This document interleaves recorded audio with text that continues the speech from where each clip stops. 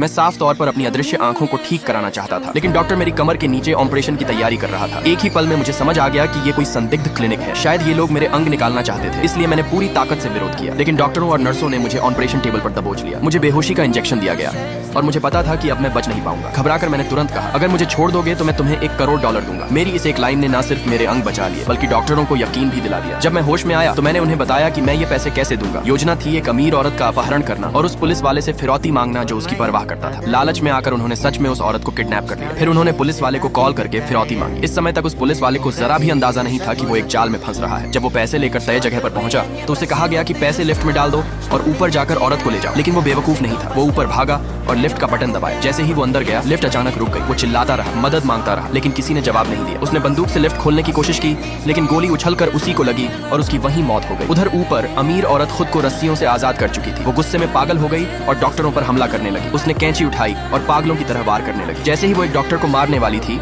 मैं पीछे से कूदकर उसे रोक लिया। उसे बेहोश करने के बाद हालात शांत हो गए, क्योंकि मैंने डॉक्टर की जान बचा ली। उसने फैसला किया कि अब वो मेरे अंग नहीं निकालेगा, बल्कि उसने मुझे पैसे कमाने का एक नया तरीका बताया। उस औरत का ब्लड ग्रुप बेहद दुर्लभ था और एक शेख की बेटी को कॉर्निया ट्रांसप्लांट की जरूरत थी। वो बिल्कुल परफेक्ट मैच थी। मेरी मदद के बदले डॉक्टर ने मुझे 10 मिलियन देने का वादा किया, लेकिन रास्ते में ही कार के ट्रंक में बंद वो औरत जाग गई। डॉक्टर ने तुरंत गाड़ी रोकी और उसे फिर से बेहोश करने की तैयारी करने लगा। जैसे ही वो कार से बाहर निकला, औरत ने मौका पाकर उसे ही मार डाला। फिर वो कार में बैठी और मुझे अपने साथ ले जाने लगी। लेकिन थोड़ी देर बाद मेरी ज्यादा बातों से परेशान होकर उसने मुझे बाहर फेंक दिया। वो ज्यादा दूर नहीं गई थी कि अचानक मुड़कर मुझे कुचलने की कोशिश की। उसी वक्त एक खरगोश उसकी विंडशील्ड पर आकर टकराया। वो मुझे मारने में तो नाकाम रहे, लेकिन खुद अपनी जान गंवा बैठी। 2 साल बाद मैं फिर से एक पियानो वादक बन गया। मैंने अपनी गर्लफ्रेंड को पूरी कहानी सुनाई। उसे लगा कि मैं सच में अंधा हो गया था, लेकिन क्या ये सच था? अलविदा कहने के बाद मैंने एक डंडे से कैन को बिल्कुल सही निशाने पर कूड़ेदान में फेंका। असल में मेरी आंखें कभी गई ही नहीं थी। वो बस कुछ समय के लिए प्रभावित हुई थी और जल्दी ही ठीक हो गई। अमीर औरत के डॉक्टर को मारने की कहानी वो सब मैंने खुद ही गढ़ी थी, क्योंकि सच बताता तो अपने अपराध छुपा नहीं पाता।